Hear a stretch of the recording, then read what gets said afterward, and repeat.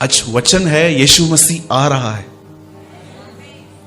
ज्यादा नहीं, मैं सिर्फ आधा घंटा प्रीच करूंगा, लेकिन मैं बिलीव करता हूं आप में से कुछ लोग आज प्रभु को अपना जीवन देंगे पूरी तरह से। आमीन। चलिए आप सब मेरे साथ खोलें मत्ती। Please open with me the gospel of Matthew. मत्ती रचित सुसमाचार।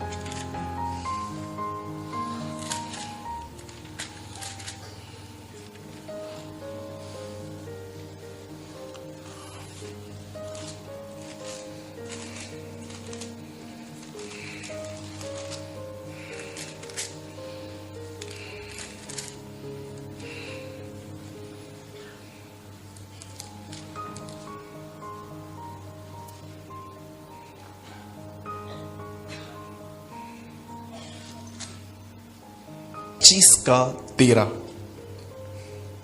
इसलिए जागते रहो। क्यों जागते रहे? आगे लिखा है, क्योंकि तुम न उस दिन को जानते हो न उस घड़ी को। आइए मैं 3 गिनूंगा, आप में से हर एक को अपनी अपनी बाइबल में इसे लाउडली पढ़ना है। आई रिक्वेस्ट यू, फिर से कहना चाहता हूं मैं, डोंट बी लेजी। अगर आपके पास हार्ड कॉपी नहीं है, प्लीज आप अपने सेल फोन में निकालिए, लेकिन मैं चाहता हूं आप में से प्रत्येक व्यक्ति इस वचन को अपनी अपनी बाइबल में 3 गिनने के बाद पढ़े। ठीक है? 1 2 3।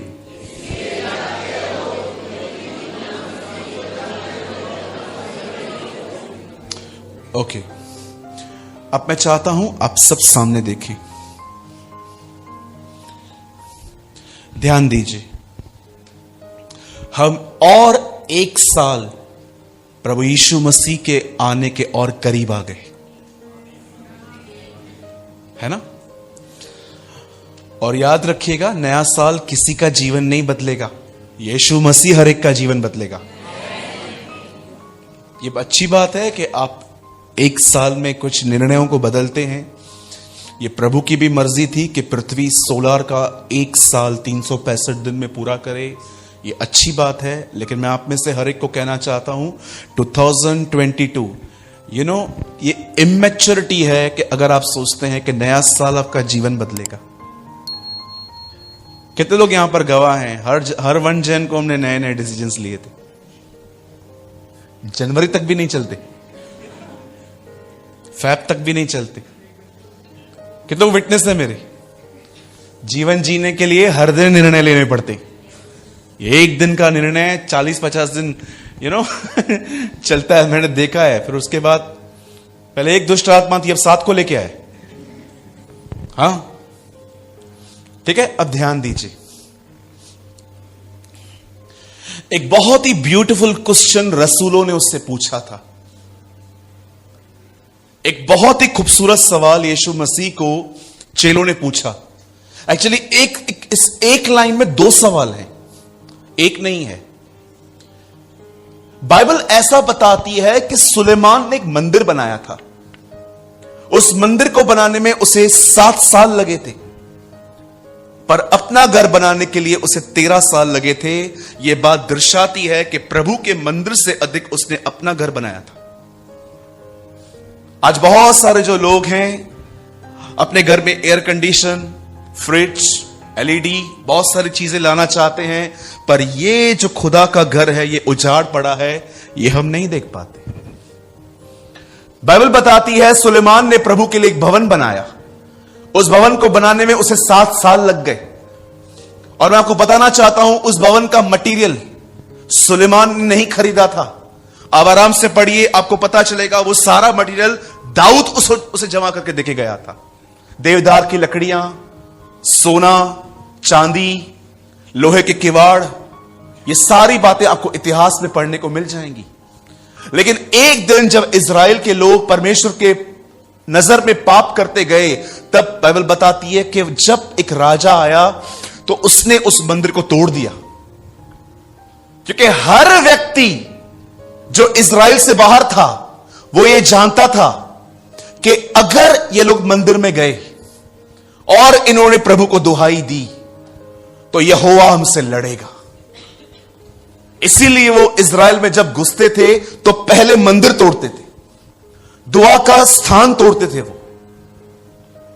आज भी आप देखिए, आप सब काम अच्छे से कर लेते हो, लेकिन जब बात प्रेयर की आती है, आपका बदन आपको दुआ नहीं करने देता, क्योंकि शैतान हमसे अधिक जानता है कि प्रार्थना क्या है। वो जानता है कि प्रार्थना सत्यानाश ले आती है मेरे जीवन में। आप जानते हो, उसके बाद जब यह मंदिर टूटा, बाइबल बताती है इसे एजरा ने फिर से बनाया, लेकिन फिर से एक बार यह मंदिर टूटा। और आप आगे चल के नए नियम में पढ़ सकते हो, इस मंदिर को राजा हेरोदस ने बनाया और इस मंदिर को बनाने में इस बार 46 साल लग गए। उस मंदिर को जब चेले देख रहे थे, तब उन्होंने प्रभु से कहा, प्रभु क्या आप इस मंदिर को देख रहे हो? तब प्रभु ने कहा, कुछ नहीं बचेगा, आप देखते रहेंगे। आगे चल के जब यीशु के ऊपर केस किया गया तो उसे क्या कहा गया? एलिगेशंस में उसे कहा गया, ये कहता है ये मंदिर को ढहा देगा, इस मंदिर को बनाने में 46 साल लगे थे, और ये कहता है इसे ढहा दो, मैं इसे 3 दिन में वापस खड़ा कर दूंगा। 46 ईयर्स एक टेंपल को बनाने में लगे थे। आप बिलीव कर सकते? 46 साल। और 46 साल के बाद जब वो मंदिर राजा हेरोदस के समय में पूरा हुआ, तब चेले उसकी खूबसूरती को देख रहे थे। तब उन्होंने उस मंदिर के विषय में प्रभु से कहा, प्रभु क्या आप इस मंदिर को देख रहे हैं? ये कितना खूबसूरत है। तब यीशु ने उस मंदिर के बारे में ऐसा कहा कि यह मंदिर एक दिन टूट जाएगा और कुछ नहीं बचेगा, ईंट की ईंट खत्म हो जाएगी। जब उन्होंने पहली बार प्रभु यीशु मसीह से ये बातें सुनी, तब लिखा है कि यीशु एक दिन पहाड़ पे बैठे और उन्होंने उनसे एक सवाल पूछा, प्रभु इस दुनिया का अंत और आपका आना कैसे होगा? तब प्रभु यीशु मसीह ने उन्हें ये बातें बताई। सुनामी आएगी, पैंडेमिक्स आएंगे, ऐसा होगा वैसा होगा। मैं आपको सच कहता हूं, दुनिया वर्स्ट हो रही है, इससे मुझे कोई भी सरप्राइज नहीं मिलती, क्योंकि मैं कलाम पढ़ता हूं। एक बैंक की एड आई थी रिसेंटली, मैंने पढ़ी। एक बैंक में 2 लोग अकाउंट खुलवाने जा रहे थे। वो काउंटर पे बैठे थे। उन्होंने कहा, हम हस्बैंड वाइफ हैं, हमारा अकाउंट खोलिए। आप बिलीव करेंगे, दोनों लड़कियां थी। अब ये चीजें इतनी खुले में आ गई हैं।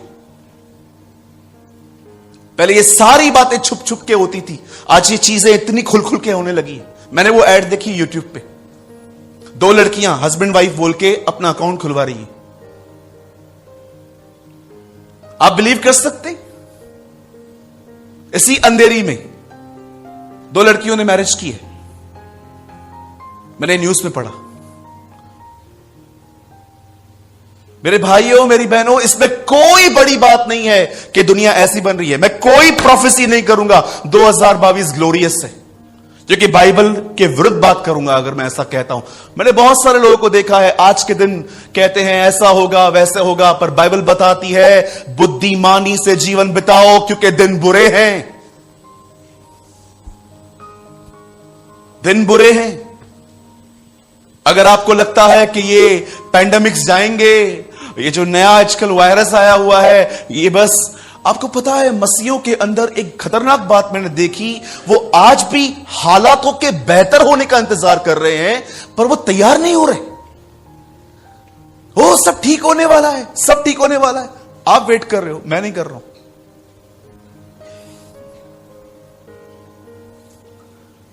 जरा सोचें, हम सब नॉर्मल होने का वेट कर रहे हैं। आपको लगता है कुछ नॉर्मल हो पाएगा? बिली ग्राहम ने कहा, जब कलीसिया उठा ली जाएगी तब पृथ्वी पर नरक उतरेगा।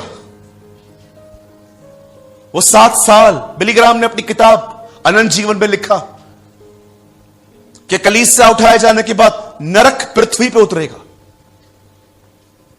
एक सिलेंडर पाने के लिए, एक बेड पाने के लिए, एक एडमिशन पाने के लिए हम पूरे बॉम्बे घूम रहे थे आज से कुछ महीना पहले, एक व्यक्ति के लिए, क्योंकि इन दिनों में लोग जीना चाहते हैं। पर बाइबल ऐसा बताती है, उन दिनों में जब कलीसिया उठा ली जाएगी, लोग जीना नहीं चाहेंगे। लिखा है, वे पहाड़ों से कहेंगे हम पे गिर, परंतु पहाड़ भी नहीं गिरेंगे। ऐसा समय आएगा। लोग जीना ही नहीं चाहेंगे, वो कहेंगे खत्म करो। बिकॉज ऐसा लिखा गया है, आपने हमेशा प्रभु यीशु मसीह को एक नम्र, पैर धोने वाला, प्रेम करने वाला व्यक्ति शायद आपने उसको देखा है, पर कितने लोगों ने प्रकाशित वाक्य में पढ़ा है, वे दिन मेमने के क्रोध के दिन होंगे, the wrath of the lamb. याद रखिए, जो प्रभु अपने हाथों से पैर धोना जानता है, वही सेम प्रभु अपने हाथों में कोड़े उठाना भी जानता है। हम परमेश्वर के एक हिस्से को देखकर अपना जीवन नहीं बिता सकते कि वो दयालु है, मैं कुछ भी करूं और वो मुझे माफ कर देगा। मेरी बहन, मेरे भाई, वो आपसे बहुत प्यार करता है। इसका मतलब ये नहीं है कि आप जो भी करोगे वो आपको इग्नोर करेगा। आपको जानना है कि प्रभु जो कहता है कि वो होता है कि नहीं होता है, जाइए बाइबल के अंदर हवा और आदम से मिलिए, उनसे पूछिए, जो आपको कहा गया था वो हुआ, वो आपको बताएंगे। आप जाइए बाइबल के अंदर इज़राइल के लोगों से पूछिए, जो आपको कहा गया था वो हुआ, वो आपको बताएंगे। यीशु ने कहा, जमीन टल जाएगी, आसमान टल जाएगा, लेकिन मेरी कही हुई बातें कभी नहीं टलेंगी। तब यीशु ने उनको कहा, इस मंदिर को छोड़ो, सब कुछ खत्म होगा। पैंडेमिक्स आएंगे, आपने अपनी आंखों से देखे, मुंबई के हर घर में मौत हुई है। आपने अपनी आंखों से देखा किस तरह से सुनामी आई। आपने अपनी आंखों से देखा कि अंत के दिनों में कैसे अब बिलीवर्स ठंडे होते जा रहे हैं। आपको पता है, हैरान करने वाली मैंने बात देखी जब हमारी चर्चेस ओपन हुई। हमें ऐसा लग रहा था सैलाब आने वाला है, जब हम चर्च खोलेंगे इतने लोग आ जाएंगे कि शायद हम बिठा नहीं पाएंगे। आप बिलीव कीजिए, मेरी टीम और मैं, हम प्लान कर रहे थे कि जहां हम चर्च हम चला रहे हैं, हम कोई एक्स्ट्रा प्लेस भी ले लें। लेकिन जब हमने चर्च ओपन किया तो हमने क्या देखा, हमारे चर्च में चर्च फुल थी, लेकिन फिर भी हमारी कलीसिया में बैठने की जगह थी। मैंने कहा, यह कैसे? इतने टाइम के बाद, 1 साल के बाद चर्च खुली है और जगह खाली कैसे बची? हम तो वेट कर रहे थे। तब हमने उन लोगों से बातें करी जो हमारे कलीसिया के अंदर आते हैं, और जानते हो हमें जवाब क्या मिला? हां, आएंगे हम। ठंडे हो गए, तारक मेहता को खा खा के ठंडे हो गए। घर पे बैठ के कैंडी क्रश खेल खेल के ठंडे हो गए।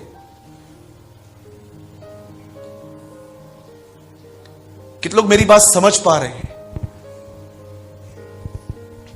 ठंडे हो गए कुछ लोग, क्योंकि बाइबल बताती है अंत में प्रभु के प्रति प्यार ठंडा पड़ेगा। जानते हो, जब यीशु ने ये बातें सारी कही, अब मैं भी ये बात जानता हूं कि ये सारी बातें मत्ती के 24वें अध्याय में लिखी हैं, पर आपको पता है, जैसे प्रभु ने ये बातें कही, उसके बाद प्रभु ठहरे नहीं। प्रभु ने कहा, ये तो मैंने तुम्हें इंफॉर्मेशंस दे दी, अब तुम्हें क्या करना है? उसके बाद उसने एक दृष्टांत बताया उन्हें। उसने कहा, अब मैं तुम्हें बताता हूं परमेश्वर का राज्य किसके समान है। उसने कहा, 10 कुंवारियां हैं, 5 मूर्ख, 5 बुद्धिमान। ऐसा लिखा गया है, इन 10 को पता था कि दूल्हा हमसे मिलने से अधिक हमारे हाथ में एक जलती हुई मशाल देखना चाहता है। आपको पता है, इन 10 को ये नॉलेज था कि दूल्हा हमसे ज्यादा हमारे हाथ में एक जलती हुई मशाल देखना चाहता है। और बाइबल बताती है 10 के 10 सो गई, लेकिन 5 के पास एक्स्ट्रा ऑयल था। और जब 5 उठी, ये भी उठी दूल्हे का आने का। एंड यू नो दूल्हा कभी आया? आधी रात को। जब भी तैयार नहीं रहोगे ना प्रभु, तभी आएगा। इसलिए उसने कहा, हर समय तैयार रहो। दूल्हा आ गया, शोर मचा। लिखा है, फिर उन 5 ने देखा कि हमारी मशालें बुझ रही हैं। उन 5 को कहती है, हमें कुछ दे दो। वो कहती है, हमारे पास है लेकिन पर्याप्त नहीं है, आप जाइए मोल लीजिए। और उसके बाद दूल्हा उन्हें कहता है, मैं तुम्हें नहीं जानता। आप जानते हैं, अधिकतर मसीह मत्ती 24 अध्याय में फंसे हुए हैं। पूरी इंफॉर्मेशन है प्रभु का आना क्या है, बड़ी बड़ी सेमिनार इन्होंने अटेंड की हैं, अच्छी अच्छी बातें बुक्स पढ़ के रखे हैं। कितने लोग हैं मुझे बताइए, मत्ती के 25वें अध्याय में आप मूव हुए हो? तैयारी, प्रिपरेशन। आप में से किसी को ऐसा लगता है कि प्रभु जब आएगा और आप बिल्कुल तैयार हो और प्रभु आपसे पूछेगा बाइबल कितनी बार पढ़ा था? 9 बार। नहीं चलेगा, निकालो उसको। 15 बार क्यों नहीं पढ़ा? मेरे भाइयों मेरी बहनों, उस दिन, न्याय के दिन, जब प्रभु यीशु मसीह अपनी महिमा में वापस लौटेगा, बाइबल बताती है उस दिन ज्ञान नहीं, उस दिन चरित्र तोला जाएगा। यह मत समझिए कि परमेश्वर आपसे पूछेगा कि तूने प्रकाशित वाक्य पूरा समझा था, तूने यहेजकल पूरा समझा था, क्या तूने दानियल पूरा समझा था? प्रभु भी जानता है हर चीज नहीं समझी जाती, लेकिन उस दिन आपके जीवन में यह देखा जाएगा कि आप कितने तैयार हैं। आज सुबह हमारी कलीसिया में एक सभा थी। प्रभु ने कहा जब दूल्हा बारातियों के साथ है तब बाराती उपवास नहीं करेंगे, लेकिन जब दूल्हा अलग किया जाएगा तब वो उपवास करेंगे। क्यों करेंगे? क्योंकि दूल्हा अलग है। और जानते हो क्यों उपवास करेंगे? क्योंकि वो चाहते हैं कि अब वो वापस आए। आप में से कितने लोग हैं यहां पर जो इतने तैयार हो चुके हैं कि अब आपके उपवास सिद्ध होने के लिए नहीं, गुनाहों से निकलने के लिए नहीं होते, अब आपके उपवास इसलिए रहते हैं कि आप चाहते हो दूल्हे तू जल्दी आ, कम लॉर्ड। अगर आप एक ऐसे व्यक्ति हैं जिसे सब कुछ पता है कि प्रभु का आना कैसे होगा, मेरे भाइयों मेरी बहनों, सिर्फ इंफॉर्मेशंस में मसीह जीवन तैयार नहीं होता। आप में से बहुतों को बहुत ज्ञान है। मैं आप में से किसी का अगर टेस्ट ले लूं ना यहां पर, आपका हर लेसन, हर आप चीज आप सही लिखोगे। पर अब मैं आपसे पूछना चाहता हूं, आपके पास बहुत ज्ञान है, यस ब्रदर, प्रभु आ रहा है। मैंने रिसेंटली मराठी बाइबल पढ़ना स्टार्ट की है, तब मैंने वहां पर मराठी बाइबल में एक बात पढ़ी, उसमें लिखा था दुष्ट आत्माएं भी बिलीव करती हैं। आपको पता है हमसे ज्यादा बिलीव वो करती हैं। मैं बिलीवर को बोलता हूं यीशु आ रहा है, नहीं डरता। दुष्ट आत्माओं कहता हूं वो हिलती है। हमसे ज्यादा डर तो उनमें। पर जानते हो बाइबल क्या बताती है? वो जानते हुए भी कि वो आ रहा है, उनमें से कोई पश्चाताप नहीं करेगा, इसलिए वो शैतान है। मैं मराठी में पढ़ रहा था कि जिन लोगों को यह फेथ है कि प्रभु आने वाला है लेकिन कोई तैयारी नहीं है, मराठी में जानते हो इनको क्या कहा जाता है? भूतांचा विश्वास। बोलो बाजू वाले को, भूतांचा विश्वास। हां, मतलब भूतों का विश्वास कैसा है? सब पता है, पश्चाताप नहीं करना। इस दुनिया में एक ही व्यक्ति है जिसका न्याय हो चुका है। यूहन्ना के 16 अध्याय में प्रभु यीशु मसीह ने कहा इस संसार का शासक दोषी ठहर चुका है। एक वही है जिसका प्रभु न्याय करेगा, एक वही है जिसको प्रभु ने नियुक्त किया है कि यह मरेगा। लेकिन आपको पता है हम में से किसी का भी उसने अब तक न्याय नहीं किया, क्योंकि वो हमसे उम्मीद करता है कि हम फिरेंगे, वो हमसे उम्मीद करता है कि हम बदलेंगे, वो हमसे उम्मीद करता है कि हम मन फिराएंगे, वो हमसे उम्मीद करता है कि हम सिद्ध बनेंगे। मैं आप में से हर एक से पूछना चाहता हूं, यहां पर जितने भी लोग हैं, आप में से कितने लोग हैं यहां पर जो इन दिनों में उसके आने की तैयारी कर रहे हैं? मैं 2022 में कुछ नहीं करूंगा, मात्र उसके आने की तैयारी करूंगा। प्रकाशित वाक्य में लिखा है आंखों पे सुरमा लगाने के लिए मुझसे सुरमा ले ले, मेकअप कर, क्योंकि दूल्हा आ रहा है। जो भी लोग सिर्फ मात्र इस 24 अध्याय को जानते हैं, आने वाले दिनों में ये होगा, ये होगा, ये होगा। अब आइए मैं 25वें अध्याय पे आपको सिर्फ मात्र 5-10 मिनट कुछ बात करना चाहता हूं। आप जानते हैं एक व्यक्ति तैयार कैसे होता है? तैयार कैसे होता है? अगर आप सच में इंटरेस्टेड हो कि यस ब्रदर मुझे ऐसा लग रहा है मेरा जीवन खतरे में है ब्रदर, मैं बहुत डिफरेंट हूं भाई। सुनिए, अगर आप तैयार होना चाहते हैं, मैं आपको 2 एडवाइजेस देता हूं। पहली बात, मेरे भाइयों, मेरी बहनों, सबसे पहले दूसरों का जीवन झांकना बंद करो। आप नाश हो जाएंगे, सच कहता हूं। दूसरों का जीवन झांकना बंद करो, दूसरों के लिए बातचीत करना बंद कर दो, दूसरों का स्टेटस जानना भी बंद कर दो कि ये कहां पहुंचा है। आप जानते हो, आप में से कुछ लोगों का जीवन मात्र ऑब्जर्व करने में चला गया है। दूसरों के जीवन के बारे में आपको इतनी जानकारी है कि आप खुद को भी भूल गए हो। मैं जब लोगों से मिलता हूं, 5 मिनट के लिए वो अपने लिए बात करते हैं, क्योंकि उससे ज्यादा वो अपने आप को जानते ही नहीं। और फिर मैं उनसे पूछता हूं, और बता। अरे क्या बताओ,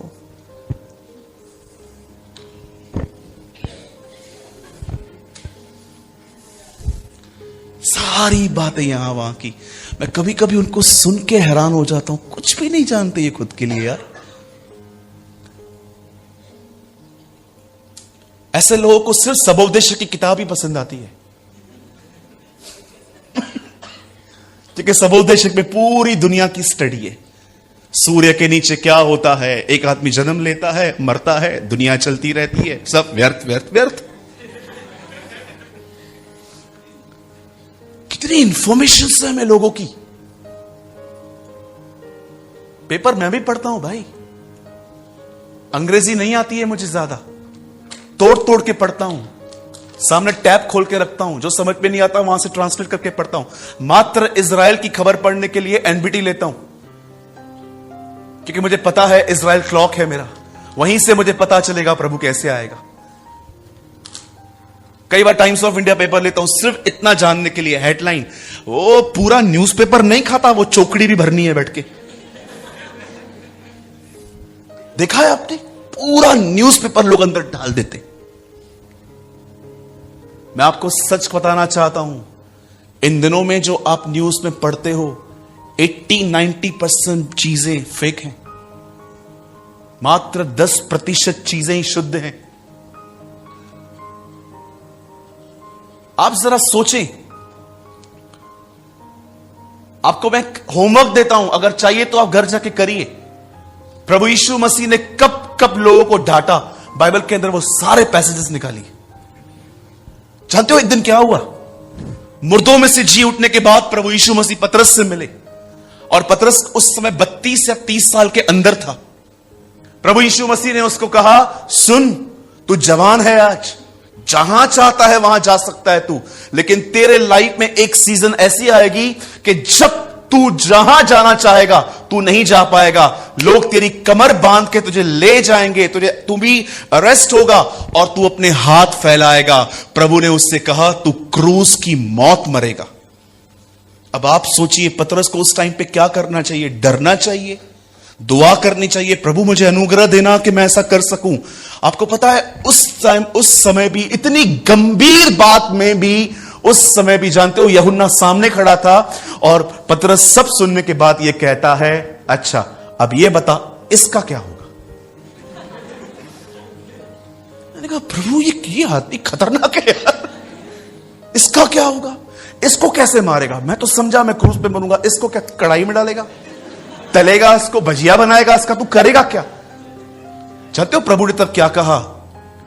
तुझे क्या करना है यदि वो मेरे आने तक भी ठहरा रहे? अब तक नहीं आया है। प्रभु उसको बोल रहा है, मैं उसको 2022 साल का जीवन दूं, तुझे क्या करना है? तू मेरे पीछे चल। बहुत सारे लोगों का माइंड सेट ही ऐसा है। देखूं वहां सुबह सुबह कि कितने लोगों ने कैसे कैसे क्या क्या काम किया। You are wasting your time brother. निकलो, शैतान ने आपको ड्राइव कर दिया है और आपको ये चीजें नॉर्मल लग रही है। मैंने लोगों का स्टेटस 6 महीना पहले चेक करना सीखा है, 3 महीना पहले मुझे आता ही नहीं था। एक भाई ने कहा मेरा स्टेटस चेक करो। मेरे चर्च में ही है एक महाराष्ट्र परिवार से, वो प्रभु में आए हैं। उन्होंने कहा मेरा स्टेटस चेक करो। एक्चुअली उन्होंने मेरा एक छोटा सा वीडियो डाल दिया था। बोला भाई मैंने आपका वीडियो डाला है। तो मैंने उसको बोला कैसे चेक करते? ब्रदर आपको कुछ आता ही नहीं। फिर मैंने किसी और भाई से मदद ली, मुझे बताओ स्टेटस कैसे। इवन मैं आपको बताऊं, आजकल आपको पता है ना, आजकल ये लड़ने का एक नया तरीका निकला है। लड़के लड़कियां ब्रेकअप करते हैं, फिर मिलते नहीं है, फिर वहां से बातचीत करते, छोड़ दो मैं और मेरी तन्हाई। फिर वो वहां से लिखेगा जा छोड़ दिया, फिर ये यहां से लिखेंगे, फिर ये यहां से लिखेंगे। आजकल मैंने देखा कि ये भी आज कम्युनिकेट करने का एक तरीका बन चुका है। मैंने अपने जीवन में कभी ये काम नहीं किए। मैं बोलता हूं मैं इतना डरपोक हूं क्या, इधर लिखूं, सामने नहीं बोल सकता क्या मैं? हां, एक बाप बेटे हैं, मैं उनको जानता हूं, हमेशा लड़ते रहते। फिर जानते हो बात कैसे करते? स्टेटस पे बाप लिखता है आजकल के बेटे निकम्मे हैं। उसने लिखा तू कौन सा अच्छा है। मैंने कहा प्रभु ये तो खतरनाक है यार, ये पूरी दुनिया को बताते हैं हमारे घर में झगड़ा हुआ है। अब सोच रहे हो, और उससे भी मूर्ख हम इनको देखते हैं। अरे ये क्या किया, अरे ये क्या किया, अरे तैयारी की तरह है, ये तैयारी है। क्यों बाइबल बताती है ऐसा क्यों नहीं लिखा हवा को याद करो जिसने आदम को फल खिलाया? क्यों बाइबल में ऐसा नहीं लिखा पोतीपर की पत्नी को याद करो जिसने यूसुफ को व्यभिचार में गिराने की कोशिश की? क्यों बाइबल में यह नहीं लिखा गया है इजबिल को याद करो जो एलिया को मारने चली थी? क्यों बाइबल में यह नहीं लिखा गया कि हेरोदिया को याद करो जिसने यूहन्ना का सर कटवाया? क्यों बाइबल बताती है लूत की पत्नी को याद करो? रिमेंबर द वाइफ ऑफ लूत। क्या गुनाह था उसका? खुदा ने उसे कहा आगे देख, वो पीछे देख रही थी। प्रभु ने कहा याद करो उसे, मैंने क्या आज्ञा दी थी, सामने देखो, मुझे देखो। क्या कहती है बाइबल? प्रभु ने क्या कहा? पहाड़ पे भागो। लूत बूढ़ा था उन दिनों में, फिर भी आहिस्ते आहिस्ते चल रहा था, और उससे पीछे देखा, वो नमक का खंबा बन गई। और प्रभु यीशु मसीह ने 17:32 लूका में कहा remember the wife of L-O-T लोथ। आज सोचिए, पहला, अगर आप तैयार होना चाहते हो ना 2022 में, अगर प्रभु यीशु मसीह आ रहे हैं और आप तैयार होना चाहते हो, पहली चीज दूसरों का जीवन झांकना बंद करो, आपको कुछ नहीं मिलेगा।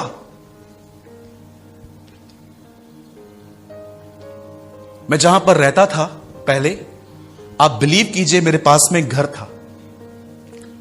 दूसरे के घर में बातें, दूसरे के घर में गाड़ी आती थी, इनके घर में झगड़े होते थे। वो पत्नी आके कहती थी अरे तुमने किया क्या है, 30 साल हो गए शादी को, वो कार लेके आया, मेरे को साइकिल नहीं दिया है, क्या किया है? एक नथन पहन के घूमती रहती हूं नाक में, उसको देखो, उसकी बीवी देखो, सोने की दुकान लगी पड़ी है, क्या किया है? कितना ऑब्जर्व करते। कभी कभी आपने देखा है हमारे घरों में कैसे शांति हो जाती है जब बाजू वाले घर में झगड़ा होता है। ए चुप चुप चुप चुप चुप चुप।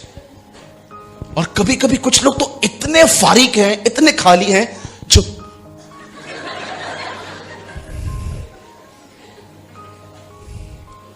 मारा मारा मारा मारा, आंटी चिल्ला रही है, अरे आंटी ने भी मारा। चुप चुप चुप, मम्मी चुप करना, चुप चुप, बंद हो गया। हमारे घर पे ग्रिल होती थी बालकनी में, मैं छोटा होता था। हम लोग को दूसरों के झगड़ों को जानने में इतनी लस्ट होती थी, एक बार मैं ग्रिल पे चढ़ गया था। और ऊपर से देख रहा था, ए मम्मी ईट मारी। मैंने लोगों को देखा है गाड़ी पे चलेंगे, वो देखेंगे लफड़ा, गाड़ी साइड में लगा के, अरे मूर्ख, काम धंधा नहीं है। लस्ट आ गई है, जानू क्या हुआ, कितना कमाया तूने महीना में। आज शायद आपको लगता होगा मैं आपको हंसा रहा हूं, लेकिन एक दिन आपको समझ में आएगा ये भाई सही बोलता था। पूरी जिंदगी हमने बर्बाद करती ऑब्जर्व करने पे। एक परमेश्वर के दास ने नहीं, लेकिन एक फिलोसोफर ने कहा, the most dangerous people are those who watch, listen and observe. The most dangerous people on earth, देखते हैं, सुनते हैं, ऑब्जर्व करते हैं। आई एम सॉरी, ये कोई खुदा का दास नहीं है, लेकिन मुझे उनकी बात से मैं सहमत हूं। अब आइए तैयारी का आखिरी 5 मिनट। जानते हो इन्हें क्या कहा गया? जाओ तेल मोल लो, जाओ परचेस करो। जानते हो दुकान से कुछ लेने के लिए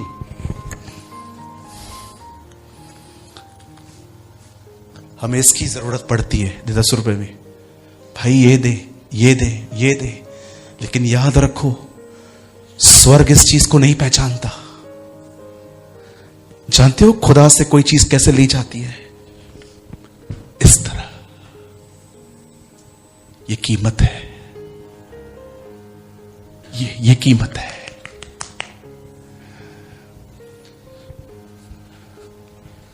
जाओ और तेल मोल लो, जाओ घुटनों पे बैठो, उससे मांगो, प्रभु ये भाई प्रेमानी जो बोल के गया है ना, ये मैं हूं, ये मेरे लिए था। मेरे अंदर लस्ट है पड़ोसियों को जानने की, खुद के जीवन के लिए कुछ नहीं पता है मुझे। आज मैं मांगता हूं, मुझे माफ कर और मुझे आत्मा से भर, ताकि ये 2022 साल में तेरे लिए जी सकूं। लिसन, मात्र हाथ रखने से अभिषेक नहीं मिलता। Yes, there is a impartation. पतरस ने हाथ रखे। आप जानते हो जबूर भजन सहायता में लिखा है, यह वह तेल है जो हारून के सर से बह निकला और दाढ़ी से लेकर छोर तक आया। लिसन, अभिषेक कहां से भी दिया जाए, लेकिन बाइबल बताती है वो सर से बहेगा। प्रभु ने कहा तुम देह हो, मैं सर हूं। सदैव अभिषेक वहां से आता है।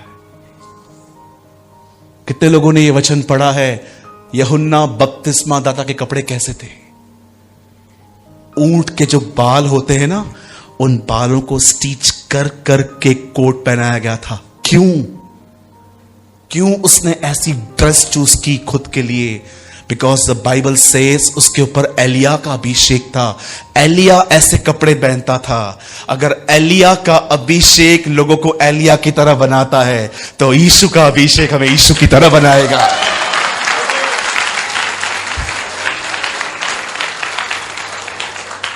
और हम वो लोग नहीं है जो हमारे पास एलिया का अभिषेक आएगा। We will receive the anointing of our Lord Jesus. हम अपने महान प्रभु का अभिषेक पाएंगे और वो अभिषेक हमें उसकी तरह बनाएगा। प्लीज मैं आपसे विनती करता हूं, इस नए साल के पहले दिन पर मैं आप में से हर एक को कहना चाहता हूं, मेरे भाइयों, मेरी बहनों, व्यर्थ बातों में ध्यान न दो, अपनी तैयारी में ध्यान दो। वचन को पढ़ो, प्रार्थना करो। आज से हमने अपने कलीसिया में वाचा बांधी है सुबह 9 बजे प्रभु के साथ, 10 बजे कि हम एवरी थर्सडे अपनी कलीसिया में फास्टिंग करेंगे। आप भी हमारी कलीसिया हैं, आप भी आ सकते हैं। हर थर्सडे को अब हम अपने कलीसिया के अंदर उपवास प्रार्थना करेंगे। उस दिन हमारे कलीसिया में प्रभु भोज होता है। इतने लोग मुझे मिले लास्ट में, कम से कम 30 से 32 लोग मुझे मिले। उन्होंने कहा, ब्रदर आपका जो ये निर्णय था हमें बहुत पसंद आया। क्या ऑसम बात होगी, सुबह से भूखे रहेंगे और रात को प्रभु भोज पे अपना उपवास पूरा करेंगे। Amazing, wow. ठीक है, कहिए अपने बाजू वाले को, मेरे जीवन में मत झाको, अपना जीवन देखो। आइए दूसरा मैसेज उसको दीजिए, बोलिए तैयार हो जाओ। कितने लोगों ने ये समझी आज बात कि एलिया के अभिषेक में जब यूहन्ना आया तो उसने क्या पहना? सेम कपड़े। अगर एलिया का अभिषेक यूहन्ना को उसकी तरह बना सकता है तो प्रभु यीशु मसीह का अभिषेक हमें उसकी तरह क्यों नहीं बनाएगा? आमीन। तैयारी कैसे होती है? जब हम ईमानदार बनते हैं, जब हम परमेश्वर को समय देते हैं। मैं इस सभा की एंड ऐसे भी कर सकता हूं कि आप में से जितने भी लोग यहां बैठे हैं ना, एक एक फुट जंप मारेंगे। इतने एक्साइटेड कर सकता हूं मैं, मुझे प्रभु ने इतना दिया है। लेकिन मैं नहीं चाहता कि मात्र यहां से खुश करके मैं आपको भेजूं। मुझे प्रभु ने कहा आज मेरे लोगों को उनकी जिम्मेदारी फिर से याद करवा कि उन्हें तैयार होना है। मैं इस मीटिंग को बंद करने से पहले मैं क्यों इतना स्ट्रांगली बोल रहा हूं कि मैं तैयार होना चाहिए? क्योंकि मैं ये मानता हूं कि हम ही वो जनरेशन है जो उसे बादलों पर देखेगी। मैं बिलीव करता हूं। जानते हो क्यों? मुझे बताइए। जब उसके मरने के बाद, उसके जी उठने के बाद, आज 2021 साल के बाद, 22 में 23 में जब भी वो आए, आप जानते हो मैं क्यों मानता हूं कि मैं वो व्यक्ति हूं? कितने लोगों ने पॉल के लिए पढ़ा, हम बादलों पे उठा लिए जाएंगे, ही इंक्लूडिंग हिमसेल्फ। वो कहता है यस मैं वो हूं, लेकिन जब तिमुथियुस की बारी आई तब वो कहता है मैं जा रहा हूं। तब उसे पता चल गया था कि मैं नहीं देख पाऊंगा उसे। हर जनरेशन ये बिलीव करनी चाहिए। और मेरा बिलीव इतना स्ट्रांग क्यों है, उसका एक कारण है। आप जानते हो, ऐसा लिखा है कि कलीसिया उठाए जाने के बाद जब एलाइजा और मोसेस, एलिया और मूसा यहां पर आएंगे, प्रचार करेंगे, और जानते हो प्रचार करने के बाद क्या लिखा है? उन्हें मार दिया जाएगा और उनके शरीर एक जगह पे पड़े रहेंगे। और ऐसा लिखा है उनके शरीर सारी दुनिया देख पाएगी। मैं उल्लासनगर में रहता हूं, मैं कैसे जाऊंगा वहां पर इतना देखने के लिए? आप मुंबई में रहते हैं, क्या आप 50-60 हजार रुपया खर्च करेंगे लोथ देखने के लिए? सोचिए, हम तो वहां पर उन दिनों में नहीं रहेंगे। इतने करोड़ों लोग वहां पर क्या पहुंच जाएंगे? छोटा सा देश है, छोटी सी कैपिटल है यरूशलेम। कैसे बाइबल बताती है कि उन मरे हुए नबियों को पूरी दुनिया देखेगी। इवन बाइबल बताती है वो एक दूसरे को भेंट भेजेंगे, मिठाइयां लेंगे, बोलेंगे ये लो, ये दोनों मर गए। जानते हो हम सब कैसे देखेंगे?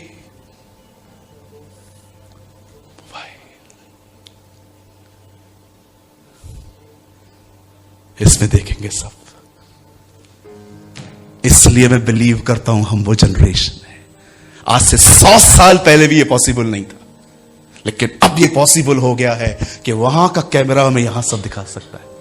और हर कुल, हर जाति, हर भाषा, यूहन्ना कहता है उन नबियों को देखेंगे और पृथ्वी के लोग एक दूसरे को भेंट बेचेंगे।